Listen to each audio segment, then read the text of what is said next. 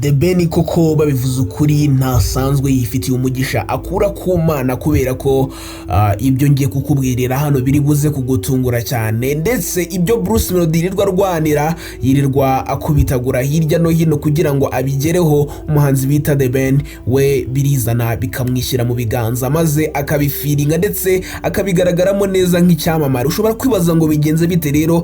Twari tumaze iminsi twumva uwo bita Bruce Melodie yikarakaza cyangwa se yigira umuntu wadanje kuri The Ben ndetse n'abafana be bakomeza kwihenura kuri The Ben, ariko The Ben hano nawe abonye uruvugiro agiye kuba yavuga icyo ashaka bitewe n'uburyo yeretse isi muri rusange ko ari udasanzwe. Byagenze bite rero? Ibintu bimeze bite? Nagira ngo tubanze tubyumve neza tumenye ngo biri kugenda bite. Ubundi murabizi ko umuhanzi bita The Ben mbere yuko njya mu bindi cyane afite igitaramo cyangwa se ibitaramo bizenguruka igihugu afitanye n'umuhanzi bita Bruce Melodie. Hanyuma rero ikintu kibaye muri garoganya nuko mbere y'ibyo bitaramo umuhanzi bita The Ben agiye kubanza gukorana igitaramo n'umuhanzi ukomeye cyane muri East Africa dufata nk'uwa mbere bita Diamond Platnumz. Ndetse si ubwa mbere ibingibi bibaye, ariko ibingibi uribaza bishatse kuvuga iki mu muziki nyarwanda, cyangwa se ibingibi bisobanuye iki ku muhanzi bita Bruce Melodie? Ubundi bimeze bite?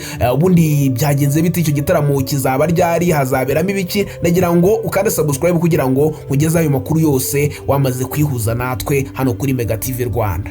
Mu gihe cyashize rero nibwo twabonye amashusho atangaje cyane, tubona umuhanzi bita Diamond Platnumz yizaniye helikopteri ye ndetse ari kumwe na The Ben mu ndege, ubona ko bishimanye bagirana ibihe byiza. Abantu benshi barumirwa baravuga bati twumvaga ko icyo bapfana ari kuba barakoranye indirimbo gusa, nibyo gusa nta bidasanzwe birimo, ariko nyuma yabwo twaje kubona ko babantu bashobora kuba bafitanye ubushuti budasanzwe bitewe n'uburyo baperforminze mu gitaramo bakoze bwa mbere. Ibintu byatunguye abantu benshi bakavuga bati wow, The Ben amaze kugera ku rwego rwiza rwo kuba yaba inshuti na Diamond Platnumz, umuntu tuzi ko Diamond yigira umuntu wadanje, umuntu udashaka gusabana by'umwihariko n'abantu bakiri hasi, ndetse tubona ko ari ibintu byiza. Gusa iyo abantu baza kumenya ibyari gukurikiraho ntabwo bari kuvuga ibyo bavuze muri icyo gihe, ahubwo bari gukabya bitewe n'uburyo ibintu byaje guhinduka nyuma. Icyo gihe rero uwo bita The Ben yarafitanye umubano ukomeye n'uwitwa Diamond Platnumz, ariko abantu bakavuga bati ese umuhanzi bita Bruce Melodie ko yakomanze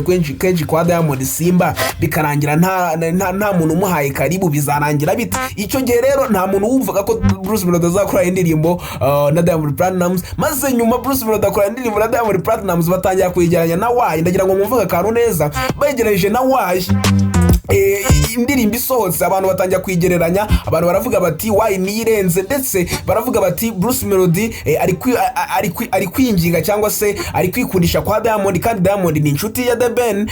Bishatse kuvuga ko Bruce Melodie rero ibihangano bye cyangwa se igihangano bakoranye cyitwa Pompo mu ntano kizagera koko biza kurangira umuhanzi bita Diamond Platnumz adapromotinze ya ndirimbo, ari nabwo byakuriye ikintu gitoya ngiye kukubwira muri kano kanya, ngira ngo unasobanukirwe ibi birori biri kuba cyangwa se ibirori bigiye kuba uburyo bimeze cyangwa se agaciro bifite ndetse nicyo bisobanuye ku muziki nyarwanda by'umwihariko ku bafana ba Bruce Melodie. Ibi ngibi ntabwo ari ibyishimo, tujye tuvugisha n'ukuri.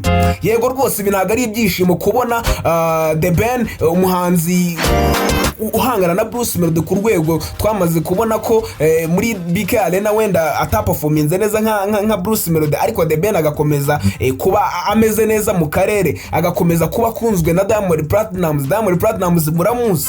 Ni ibintu njya kuvuga nkavuga nti ibi bintu bisa kugira ngo tunabigendemo gakeya, kubera ko umuhanzi bita The Ben hano navuga ko akubise akanyafukunda kurusha uko Bruce Melodie yabivugaga ngo azakamukubita kunda, ariko buriya The Ben umuntu ukora ibintu yitonze, kubera ko ibi ngibi bifite agaciro gakomeye cyane. Buriya abantu bashobora kuva ndi kubivuga bakagira ngo ni ibintu bisanzwe, ariko ni ibintu bishimishije cyane ku bafana ba The Ben kubona ko ibintu Bruce Melodie arwanira The Ben we biza bimwisangira. Murabizi neza ko mu gihe cyashize igihe bakora igitaramo ntabwo uwo bita Diamond Platnumz yari yatumiwe, yaje ashaka kugira ngo akorane igitaramo na The Ben. Murabizi uburyo byavuzwe ngo umuhanzi bita The Ben na umuhanzi bita Diamond Platnumz ashaka kwikundisha kuri The Ben kugira ngo The Ben amuhereze audience cyangwa se abakunzi ba The Ben bo muri Uganda baze kugarukira uwo bita Diamond Platnumz nawe bamubone, kubera ko muri Uganda umuhanzi bita The Ben ni umuhanzi ukomeye cyane kurusha nuko akomeye hano mu gihugu cy'u Rwanda nibyo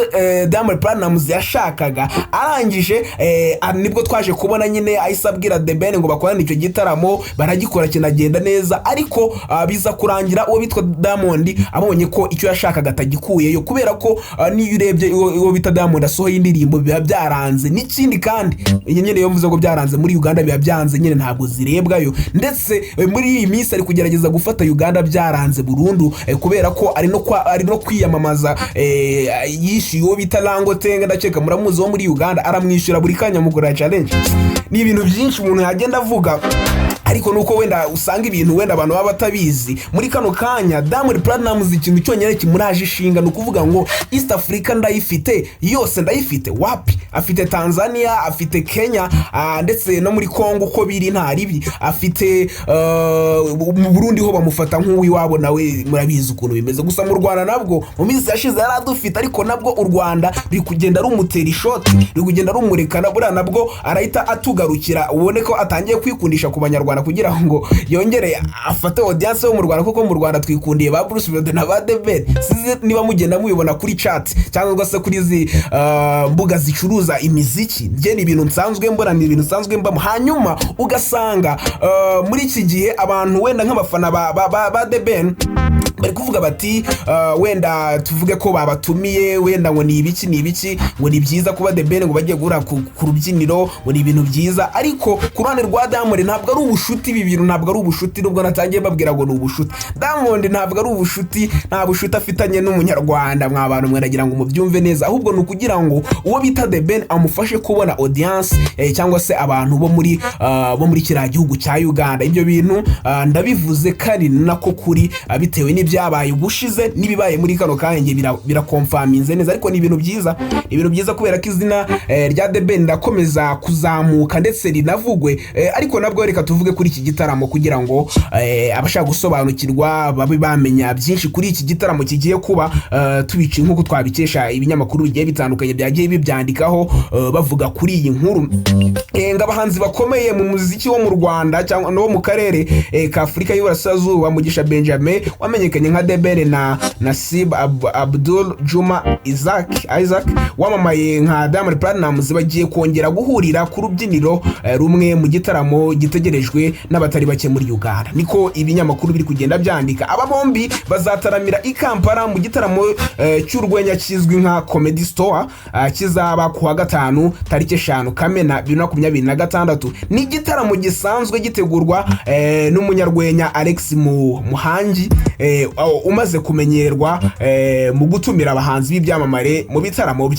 Sinzi niba muri kumva ibi bintu neza. The Ben na Diamond si abanyamahanga ku bafana babo, cyane ko bahuriye ku ndirimbo yabo yakunzwe cyane yitwa Why, yabafashije kurushaho kwagura izina ryabo mu karere no hanze yako. Iyi ndirimbo yakomeje kubaka umwanya wo kwigarurira imitima y'abakunzi b'umuziki, buri wese ayiririmba mu bitaramo bye bitandukanye. No kuvuga ngo ibi ngibi nibyo binyamakuru biri kugenda bavuga buryo ki nyine indirimbo nyine bakoranye bitwa Why yakoze, ndetse kandi kuko biranagaragara mu mibare. Ngira ngo n'abashaka kubitindaho bagenda bakabireba, ifite miliyoni 28 mu gihe kitari kinini cyane. Ndetse turibuka ko 2025 bakoranye igitaramo, indirimbo imaze igihe kitari kinini cyane, nabwo yari ifite amamiliyoni menshi. Ibintu nyine bituma na Diamond afite impamvu yo gukunda The Ben, ariko tujye tunabyumva, kubera ko The Ben afite ikintu Diamond adafite. The Ben afite Uganda, ariko Diamond ntayafite, niyo mpamvu azakomeza kumwiruka inyuma mpaka audience yo muri Uganda imukunze, dore ko muri kano kanya nakubwiye ko yamaze kwishyura Langotenga. Buri kanya ari gukora challenge, ari gukora ibiki kugira ngo Diamond nawe agaragare muri Uganda. Nakubwira iki rero, kamubwire ngo rero niba ushoboye kuba wagura itike, genda unyaruka ugure agatike rwose. Abari muri Uganda ndabizara abadukurikiye ari benshi bari muri Uganda, bagende bagura amatike. Ariko nabwo mubyine muzi ibyo muri kubyina, mutagira ngo nyine wenda ngo ni ibintu bipfuye kuza ngo Diamond arasuzugura mwa bantu mwe. Abatabizi bazabibona, abatarabibonye nyine bazabibona. kubibona, ariko Diamond ni umuntu usuzugura mu gihe atakwishimiye cyangwa se mu gihe nyine ari kubona uciriritse, biragoye cyane kugira ngo agusapotinge. Tuzareba nyine niba hari ikindi kintu kizavamo, ndategereje kugira ngo zakugezaho amakuru azabagezweho, ariko nabwo utarakanda subscribe kuri iyi channel ntiwazamenya ibindi bizabera muri iki gitaramo. Ndagira ngo kanda subscribe kuri iyi channel yitwa Mega TV Rwanda, naho ngiye mwari muri kumwe n'ingiye bita Ibel uhishura ibyahishwe hano kuri Mega TV Rwanda. Ariko nanone ujye muri comment uvuga uko ubyumva, ese ibi bintu wowe urabibona ute mu mboni zawe? Ntabwo uhejwe rwose, jya muri comment ubyandike, ukoreshe ya niba ubona ari ngombwa. Nanone kandi ntiwibagirwe like, naho ubutaha.